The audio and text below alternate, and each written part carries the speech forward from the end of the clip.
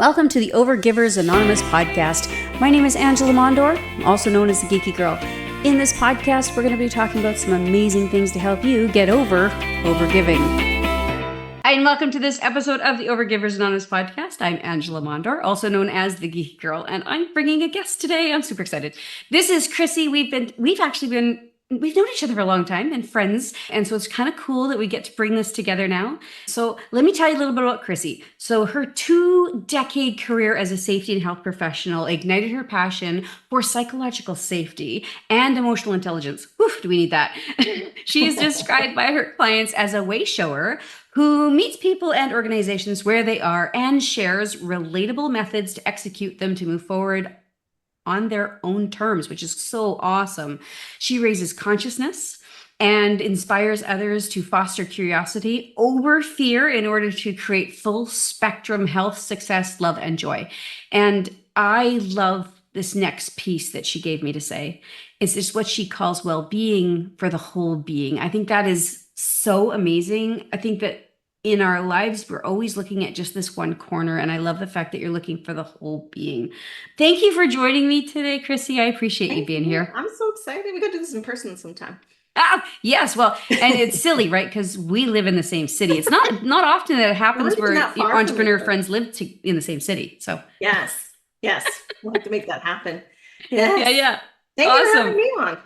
Yeah, it was so great to have you here. I love what you're up to. And like we said before we even got to, recording, I'm like, we're just going to catch up like we should anyway. It's been a few years since you and I sat down and had a conversation. I know, since you babysat my kids or my son before and after school. Yeah. Every time I still pass by, I was like, I wonder how those dogs are doing. It's amazing how the people in our lives show up and where we make connections and how we help each other out and the different pieces that we pull together, right? So, like I said, we've known each other for a long time. Mm-hmm. So one of the things that I thought was kind of cool about obviously that concept of your well-being piece. And I love the fact that you're meeting people where they're at, because so many times it's so important for us to acknowledge where we are, not just always be reaching for whatever star we're trying to hit, right? Yeah, it's the concept of whole being and wholeness to me. So I call it wholeness coaching. There's a couple things to it. First is, we have to be a little bit present in the moment and see where we are is a good thing, even if we feel like it's not enough. And we're really good at convincing ourselves that we shouldn't be where we are, rather than like loving ourselves where we are, like we would with a good friend or a relative or someone we cared about. We're not always so loving with ourselves. So there's a shame piece that comes sometimes with, I should be there. I should be somewhere else.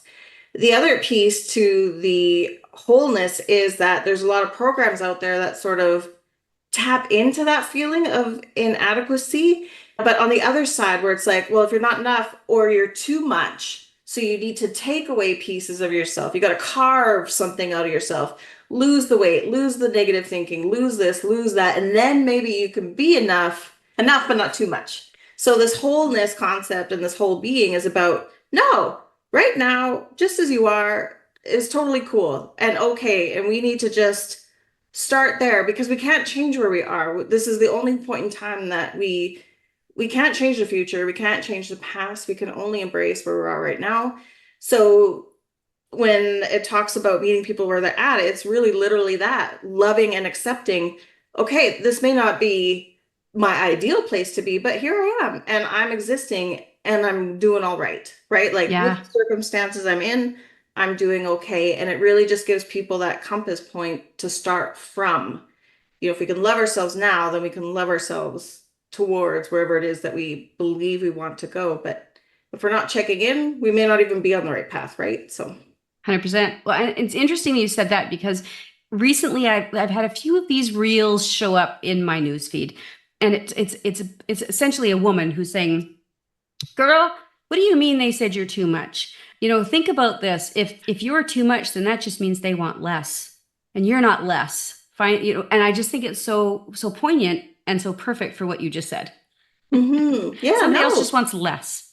Yeah. Okay, well, go find less then. Yeah, exactly, right? Yeah. Next, go find that. Yeah, like I deserve more. It's sort of like this bar that we sort of expect. We need to expect more from ourselves and what we're willing to have in our lives. Yeah. Yeah. Definitely, from that perspective of not necessarily, I think we all should on ourselves a lot in terms of, I expect this for me to do, but I think that we need to turn that around and say the people in my lives, I'm now going to should on what I expect you to bring to my life too. Don't just let people shit all over you. Oh, no. And I think the biggest part of that too, it's not so much about proclamations, right? And it's more about the behavior, right? So, and people have their own ideas of what behavior means. Like if we say, I want support, I need more support from you. Well, if we're not whole and understand what support means to us, we're not going to be able to give the people in our lives the best directions to give us the support that we need. We sort of keep them in the dark because we're in the dark. Yeah. So, yeah, so like if support to me means I just need you to listen and I'm good. Perfect. No, support means that your behavior changes where maybe this happens without me having to remind you, or that if I do this, you know that it's not about you, it's about this. Like we communicate differently. So even something like that, like when we get into like our wellness journey or our wholeness journey, it's even that language and that identifying what is it that I actually need, want, or whatever, right? Like it's so important. It is, and I think the core to piece to that is what you brought up. Is like you have to understand yourself, right? Mhm. We can't tell somebody else how to treat us if we don't know how we want to be treated. And it's one thing to know how we don't want to be treated, but it's important to also understand how you want to be treated. Like what do you want out of the relationships in your life? And every relationship is going to be different between you and your child, you and your spouse, you and a cousin, an aunt, whatever. Like there's different relationships. But what is Mhm. it that fulfills you? What helps you? And I think you put an interesting spin on this when you were talking about the different topics you talk about. And I was like, this one really resonates with me. The concept of non-food nourishment. And I read that and I went, oh, girl. Because I talk about energy a lot, like an exchange Yeah. of energy, money's energy, the way we spend time with each other, right? And I feel that the nourishment word that you used was so cool. And then when I read the final piece, I was like, oh, the pieces just fit together. You said the building blocks of wholeness and how they keep burnout away. Yeah. I mean, as overgivers, it's so easy for us to burn out. It is. It is. And it also gives us the language and the map to identify where we're at, what we need, what's not working. And it's the one thing I will say as I go through, I'll go through, if it's okay, I can go through what the non-food nourishment is. Yes, please. As I go through it, I just always like to let people know it's not about being totally fueled in all of them all at the same time. It's about discernment. Balance isn't an equal exchange always. Sometimes it's like this is my priority this month. This is the area that needs the most nourishing. So that's going to take a little bit of priority over maybe this other area. So it's sort of like this revolving wheel that we need to sort of check in, but it gives us the map to do that. But we create the map. So even as I go through the non-food nourishment with clients, it is really about how they perceive non-food nourishment, what they need. So they really figure out, oh, this is what it would look like if it was perfect. This is what it looks like now. I'm not right. So it's Yeah. really, even though it's a tool, a framework, it's very individual to every person that I work with or group. So Mm-hmm. non-food nourishment, you ready? So there's Yeah, actually sure. 12 of them, but we break them into 4 separate categories. So the first one is health, which sounds kind of basic, but that is about, so there's 3 subsections in each. So the first one's health, and the health is really about your, no, this is not gonna do this from memory. It's about how much you pour into the health of your body. And that could be, again, through nutrition, sleep hygiene, resisting stress, relaxing your nervous system, those kinds of things, whatever it looked like for you. So that is like health and body. Physical health is those kinds of things. Part of the health is also your physical movement. So what are you doing for exercise? And it doesn't have to be working out. It can be just movement that you enjoy, where your body is not just laying or sitting. You're doing something with yourself physically. And this is where I'm going to have to look because now I'm like, now that I'm on the spot, my memory goes. So we know this with ADHD. This happens. Right? Yeah. Again. I See, mean, and I like the fact that I do you're know this talking. stuff. I swear, I know this You stuff. know, we all need guidelines. But I think the thing that, like, when you talk about movement and what you value, like, I know personally, movement for me, like, my husband loves that T90X or T20, whatever it is. Like, he drives Yes. himself crazy with these crazy things. For me, that gets my cortisol up. Like, that's not cool for me, right? So for me, No. I need different movement. I need walking or yoga, or I actually like gardening. So the physical activity of moving rocks and dirt, like that's the kind of movement I like. And I think Yes. that it's important for us to be able to identify that. It comes back to the whole piece of what works for you, right? Yes. Other people would listen to my thing and go, "Oh, girl, I don't want to do that ever." No, no, exactly. For mine, it was, I ended up having to do more meditation and yin yoga for my body to relax. Because same thing with an autoimmune. If you put too much stress, even good stress like exercise, it will put you in a flare and it'll knock you Yes. down. You have to build, a capacity when your body's so overstressed, right? So it was I even wrote an article about it, like lying down changed my life. So it was about like Shavasana, corpse pose, like literally just laying on the floor. And that was amazing. So it looks different for everybody. One client I had, they realized that the piece that had been missing in their life was they used to, as a teenager and young adult, they played sports and they were always active. And then for whatever, their bodies started to have changes and they also were diagnosed with some things and the movement stopped and they were feeling really defeated. They're like, well, my body can't move that way anymore. I'm like, yes, that's unfortunate, but that is what we have to accept. So what can we do? And they're like, okay, well, I'm gonna walk 5 minutes at lunch. I'm like, if that's what you want to do, yeah, I love walking. Okay, perfect. Give that a try. So they started with their 5 minutes. They went to half hour, 45. We worked over a year together. They then went into jogging, and now they run their own personal training business and they gear it towards people with non-traditional athletic bodies. Nice. And they're friggin' happy. They're doing great. And I didn't do that. Again, it was just they realized this is the missing ingredient. So we talk about way shower. I'm not telling them what to do. They're seeing it through the framework and then being able to diagnose themselves and really start to know what they need and try it out a bit. If the walking didn't work, we would have thought of something else they'd like to do, right? Like it's Yeah. ever evolving. I remember the third one is home cooking. And I have to say, I hate cooking. I know it's not so much about cooking, it's not the process of making elaborate meals. It's about your hands on the food or hands of people that you love on the food that you're consuming. So if you're familiar with, there's named Sadhguru. I'm not a big follower of him, but I have a friend that goes to his ashram every once in a while in Tennessee.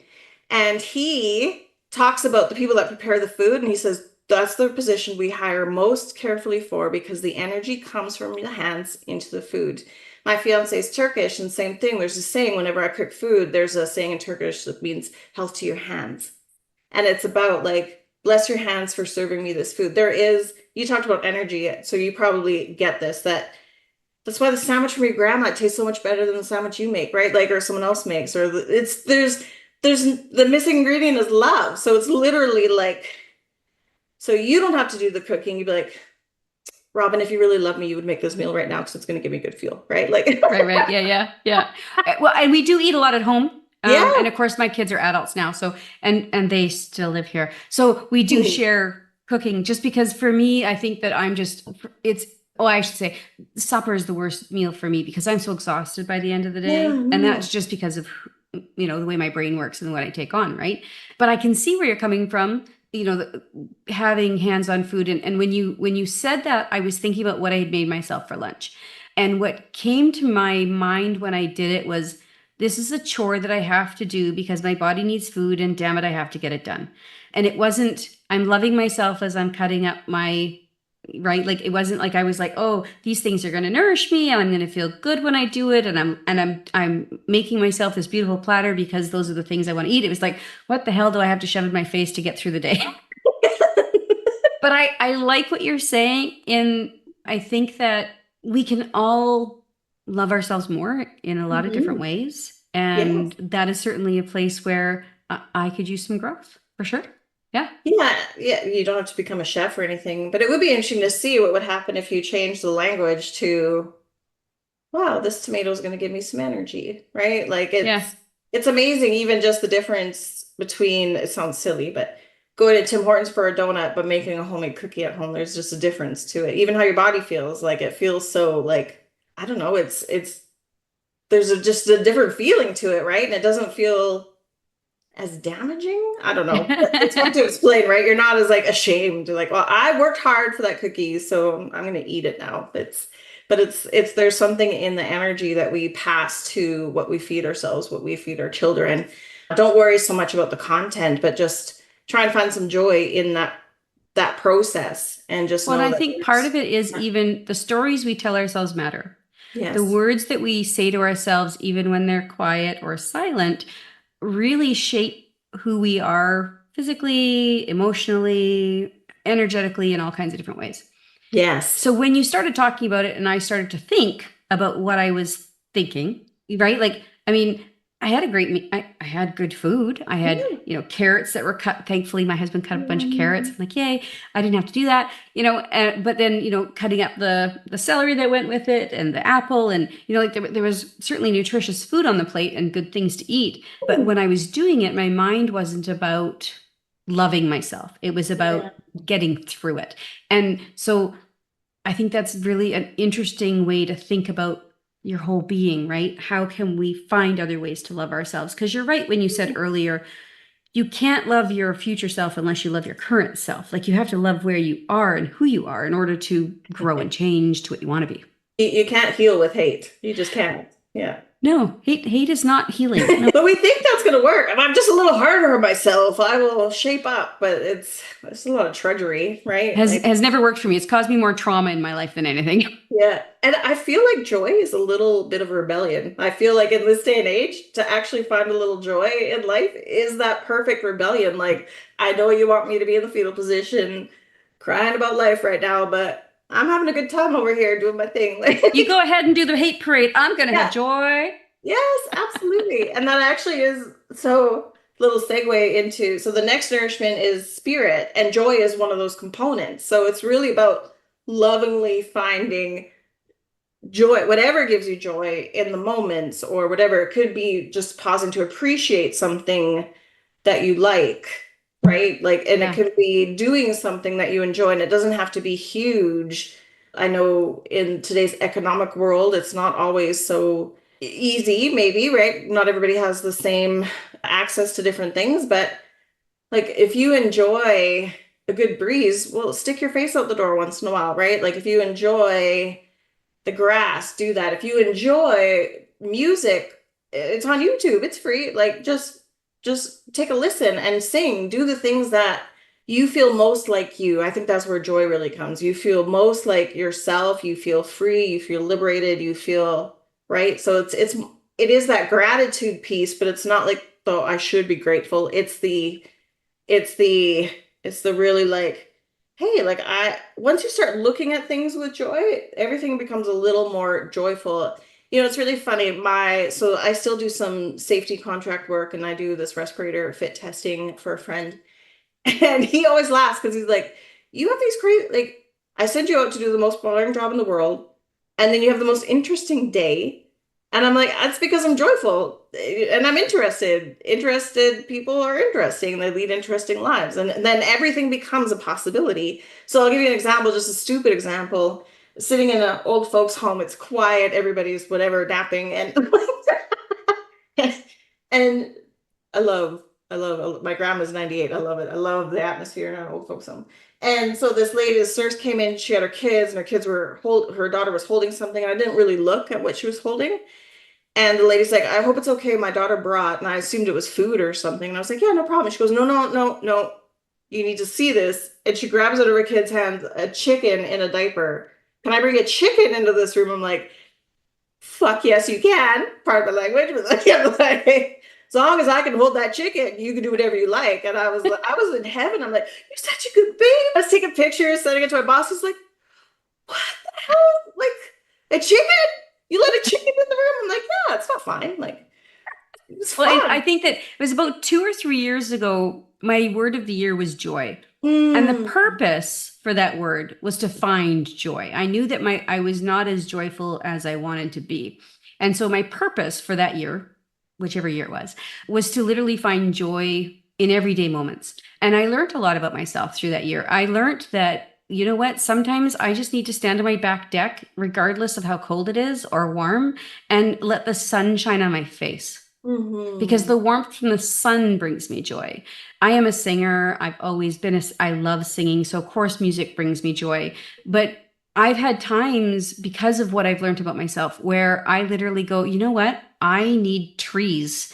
And I just drive myself. We're lucky in our city. We have several different places where we have like local urban areas where there are, good forests or whatever.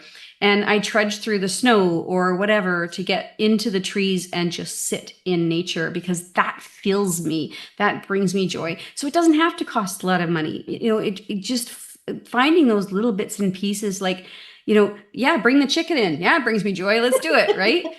I mean, my dogs Great bring me day. joy. That's for Yeah. sure. Right. My little dog, I swear to God, she's my boss. She tells me when I need to be at work and when I've had too much work. And, but I think that you're right. I think it's really important that in this day and age, I think that you're right. Joy can be very, very much like a middle finger to the world, really. It's like everybody else, you want me to be mad? You want me to be upset? Nah, you know what? I got to find joy. Yeah, I could be over here giggling under the covers, super happy with my life right now, even if I shouldn't be. I am. Like, you can't stop me from enjoying myself. Yep. No one Yeah. can take And it away from spreading me. joy works just as much as spreading hate or anger. It It's really just as does. powerful. It does. It really is. So part of spirit is also spiritual health, which isn't necessarily religion or a belief system. So for some people, it is just a connectedness, and that can be connected to nature. So what you described there, going to the trees, that could actually be joy, but also spiritual fulfillment. So whatever connects you, you really feel like is like whatever your soul is or spirit inside lights up at, that is time that you need to invest in for yourself. So I'm the same. It is very much trees. I love trees and I love nature. I love rocks and trees. That's my thing. Some people love Mine's trees water. and water. I have to make Yes, sure that water I is buy good. big bodies of water several times a year. Yes, yes, yes, yes, yes. Water so good. It reminds us to be fluid and flexible. And the other one is creativity. So some people struggle with that because they're like, I'm an accountant. Well, okay, but your folders, like, can they be different colors or fonts or like, can they be organized? They're like, oh, I've always wanted to do that. I'm like, that's creativity. That is still creativity. It is, it doesn't have to be, I'm an artist or a singer.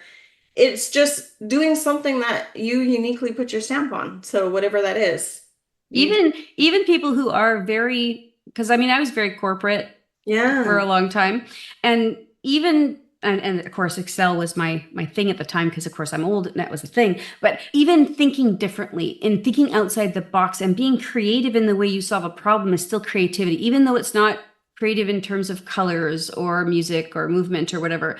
Thinking outside the box, there's still creativity there.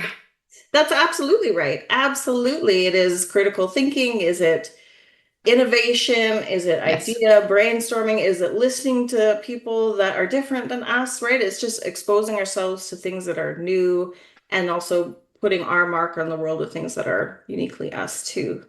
That's a great point. That's a great, great point. Next one is community.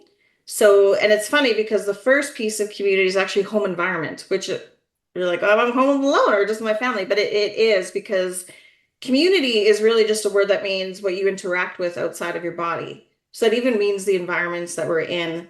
And your home environment should be your sanctuary, or at least a piece of it should be. So there should be a piece of your home that is you, that you like, I've decorated it my way, or I've put whatever. Like for me, it's my bedroom. The place that I've made the most cozy for me. And it's been just the place where even at night when the teenagers are still awake and I'm trying to sleep, that's when they come in and want to have a chat. They want to lay in mommy's bed, right? So it's just sanctuary. So whatever that means to you. I had one client that when she moved in with a person, she got a lot of flack because she loved photos. And she had them all framed and she took loving care of these photos. And she would cover whole walls in like photos. And people and her spouse and everyone would complain about how cluttered it was. So she eventually packed them all up and put them away in the basement. And she was really sad and Yeah. really unhappy and just didn't, she's like, I don't know what's wrong. I'm like, where are those photos? They're downstairs. They, collecting dust. I'm like, do you want to pull one out today and slap it up somewhere? And that's what they did. Slowly, slowly, slowly, they started building their wall of photos, and they're like, everyone else was mad, but I was the happiest it had ever been. And they really, their life has changed fairly significantly. Again, they did the work, they figured it out. They made, but just that little piece of like, I can enjoy the things I enjoy, even if to someone else that is clutter or someone else that's that, it doesn't matter because it's my home. And this is what Yes. and this is something I celebrate memories. This is how I do that. So And really, something so important to them, and even the language that you use, I yeah, packed that up and put it in the basement. You're literally, I literally saw it as I packed a piece of myself up and I put it in the basement. yeah, hide it away in the shadows and the Yeah. cobwebs. It's super sad, right? Like Yeah. it, yeah. But we Yeah. do it to ourselves all the time, or at Oh, least it's a behavior that is something that is celebrated. I don't know, created in our society. I don't live by it, but I oh, see it's it a lot. awful. Yes, yes, absolutely. There's this, Brene Brown calls it like conformity or something is like, Ugh. or whatever. Comparison is conformity on one side and competition on the other. Be like everybody else, but be the best at it. It's like, what are we doing here? This is crazy. Yeah. Next one. So also in community is relationships. These are your close relationships. So this is how much are you investing in the best relationships for your health, right? And it doesn't, I'm not saying go no contact or like this is a complex area, but Yeah. it is all about making sure that you have some relationships that do support you in the way you need support, that do feel like you can be yourself with, that you can rely on, that you also enjoy investing time into, right? That Yes. there's a reciprocity there. So, and that's about, sometimes that's about listening to the people we love a little more and trying to see things from their perspective, and as well as sharing our own and really being authentic with people. And that one can be tough. And that's why a lot of times it's good to have a coach. And if it's worse off, definitely therapy, right? Just really depends. Yes. So yeah, Especially if so it's like familial, there's some therapy required usually. dynamics and genetics and all sorts of things Yeah, there. Yeah. that So intergenerational trauma that goes through there. yes, Yeah, yes, yes, therapy yes, is a yes. good thing. Yes, and I will say you'll know a coach is good if you start to cross the scope of therapy and coaching. Like a good coach will say, I'm not the right person. I can support your therapist in supporting you, but you're going to need some real, so check your coaches to make sure they're giving you good advice for what's best for you. The That's third really one, good advice. Yeah. yeah, the third one is social life. And a lot of people cringe, like, but I'm an introvert. Ah! I socialize on my I'm an terms the way I introvert. want to. I am an outgoing introvert, so I need a lot of time recharging. I like alone time. You can ask my kids because they'll get the what? That still happens. I'm not perfect, right? Yes. I literally sent my kids a video recently, and it was this mom who it was like it was a video, and this woman and the kid in the background goes, "Mom," and you go, "What?" And then the sentence on top was, "Oh, that wasn't what I wanted to say. Hold on a second." And then she goes, "What?" Nope, still Yeah. isn't right. It took about 4 or 5 times to go, "What?" And I'm like, My "Oh, girl, my I feel kid you."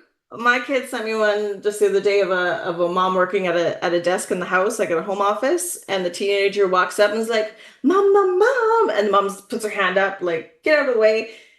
And the girl's like, "Oh, I'm so sorry. I ruined your life with my friendship." And then the caption said, when mom's in mom mode instead of best friend mode. So it's like, yeah, That's yeah, awesome.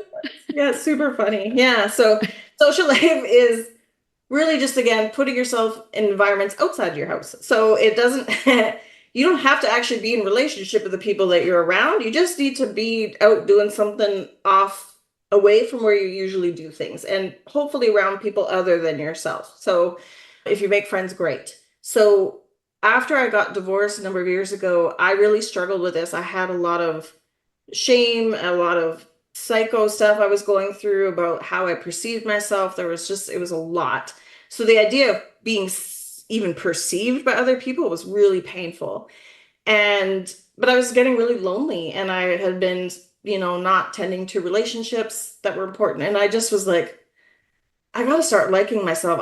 So for whatever reason that year, I decided, okay, I'm gonna make a rule. Once a week, I have to do something outside of my house, period. And that week, every week, first it was, I joined Winnipeg Meetup, Yeah. and I like that it's not dating. It's just a bunch of weirdos like me going like, I don't have any friends. Can we hang out together? So that's what you do. And the first one I went to was a movie. I'm like, it's perfect. They're strangers, but it's a movie. We're not going to be talking or socializing. We just have to sit beside each other. I can do that. So that's what I did. I went to this movie and I was like, hi, and then bye. And it's like social. We did it. Yes.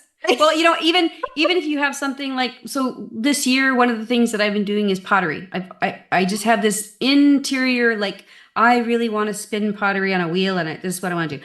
I'm fortunate, like, one of my kids likes to come with me and stuff or whatever, but it was something that drove me. I was like, I'm going to go do this, even if nobody comes with me, because I'm going to go do a class. Like, I'm just going to learn something, and so you're still around people, and who cares if you make friends with them, but everybody's doing something together. Yes, I love that.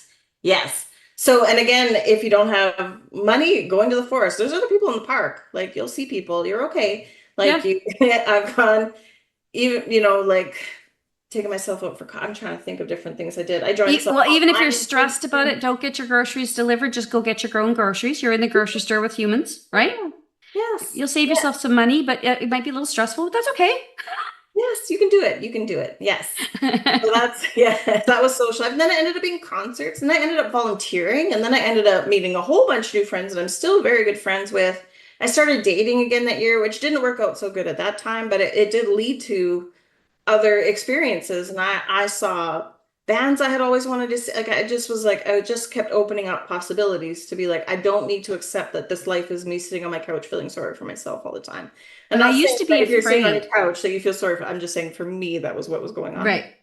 Well, for me, I used to be afraid if I was meeting somebody for coffee, I would always wait in my car until they got there, and I would never go to the restaurant by myself, because I was worried that other people would go, oh, she's alone. Like, why is she alone? She has no friends. And of course, I appreciate this. If you're younger and listening and you're not there yet, that's totally okay. Because when you get older, you just have less fucks to give. Just saying. But like, I read. I don't go anywhere without my Kindle. I started doing this when the news started to stress me out. And now I'm cool. I'll go to a restaurant. In fact, I'm happy to show up early to a restaurant now, because I'm going to sit there and read my book and nobody's going to interrupt me. Like, I'm in. No, yeah, no one can find you there. Absolutely. Right? Yeah. When you ring her off, you're good. You're golden. And I don't care if people think she has no friends. That doesn't matter to me anymore. Yeah. I used to walk around the main society once in a while. I didn't adopt anything at the time. I couldn't, but just like pets are leaving things. I was socializing. Like, it was like well, and one of the things that I need to do generally in the wintertime, there's a time in the year when I can feel sort of that sadness of the dark of the winter. I go to a garden center. Oh, I love that. Yeah. I'm not there to buy anything. I'm there to be with the plants, because I really need, for me, gardening's very connective. And so it's like, I'm just going to go to the garden. I always come home with a plant, but I don't go for the plant. Can I share something super hippie? Yeah. Super like out there. So people just fast forward if you don't like out there things. But so when it comes to the energy of the earth, the earth does a lot of things that takes the things that are poisonous to us and then turns it into something good for us, right? So our carbon dioxide, we exhale it, becomes oxygen. There's an exchange that happens. The other thing that earth is really good at taking from us is our sad and our anger. Mm-hmm. So getting out in nature and like holding the ground, hugging a tree literally feeds that energy out. And then that's why you feel good and lighter after touching the plants, is because the earth is actually giving you back. It's taken that energy and changed it or transmuted it, whatever language you want to know. And that's why grounding is so important. My fiance laughs, because if I've gone somewhere with people that I love, but maybe aren't, the best on my energy resources, right? Like, we all have people that we love, but we tolerate more than we would for whatever reasons. And they drain you. Yeah. Yes. And then he'll come home after work and I'll be laying on the floor, literally laying on the floor on my favorite carpet in our downstairs. And he'll be like, oh, did you go see so-and-so again today? I'm like, yeah. Like, well, and having plants in my house is important, right? It's always been important for me to have plants in my house. And of course, the dichotomy of this is hilarious, because I'm allergic to mold. Plants always have mold in them. So I can't actually have them in my office with me, which is sad to me, because I can't breathe when they're in here. But I do have fake plants in here. But in the rest of my house, I have real plants. And to me, it's important to have, because I really do believe in, the healing power of growth and plants and that kind of thing. So yeah. Absolutely, absolutely. And then the last one is career.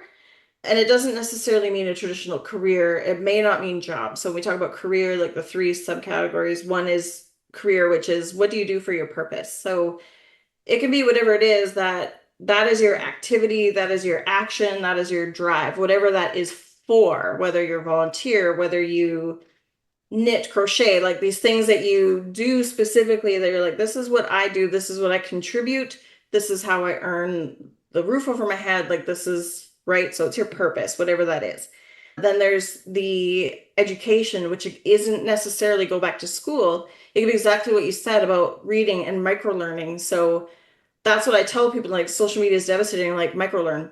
Stop looking at that stuff. Go like, how do pumpkins grow? Go find something else that interests you and look that up instead. Mm-hmm. And you are going to see so many cool, you're going to learn a lot. Like that's putting that to power, and it's going to change your algorithms too. I was going to say, yeah. More things that you're going to enjoy and learn and grow from, right? So micro learning, it can be traditional education, but it's just always, like you said, it's that flexibility of mind. Mm-hmm. Am I flexible? Am I rigid? Are people bouncing off me like I'm glass, or am I flowing like water and accepting new things that come into my trajectory, right? Like, and really starting to figure out whether I'm gonna keep it or it's gonna get shoved to the riverside, right? So, and then the last one is finance, and that's the one where people are like, it's not great out there right now. So finance isn't about being rich.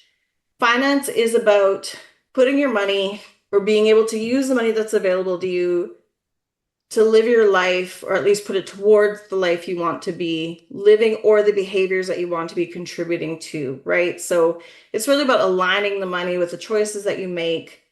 It's also about, this part is really hard, and as entrepreneurs, you'll understand this. Not everybody has that risk, but it is also about trusting yourself. That if you do take a leap, you're not going to be homeless. Maybe you will, but you'll have support, right? Like it's about trusting yourself that if you take a chance or try something different based on something you want to be doing, trust yourself that you'll be provided for, or at least have the creativity and spirit enough, community enough. And that's why I teach this one last, because this one often takes more than just ourselves, because we have to align with a lot of different things, right? When it comes to like the outside working world. So yeah, making sure that you have enough resources, you have the ability to handle whatever's going to come your way, so you can create enough income to enjoy what you want to enjoy. So it's really just about like, I believe in this. Does my money match that? Right? So, and it's about not being ashamed about money, really seeing it as the tool, and just seeing, again, are we living with our finances the way we live the rest of our lives with our values? Well, and I think it's interesting when you were talking about career and that kind of idea, because there's times when we've all had to take a job, yes, or we've had to work for money. Yep. And that's different to me than my career. That's different to me than my purpose. Yes. If I can align my purpose with my job, if I can align my purpose with the money that I get, I mean, money's going to be way better. Yes. No questions asked. However, there are times, I remember like when my business was young, there was things that I took on, jobs that weren't related to my business, but that paid the bill, yes, right? You do what you got to do. Yeah. So if you're in a situation and you're listening to this now, maybe you're new in your business, or maybe you don't even have a business yet, wherever you are, if you're in a place where you're like, I hate my job, or I don't like the way I make my money, but I can't quit because I need the money. Fine. But like you said, what's your passion? What is it that drives you, right? I volunteer for Hockey Helps the Homeless because I want to help our homeless population.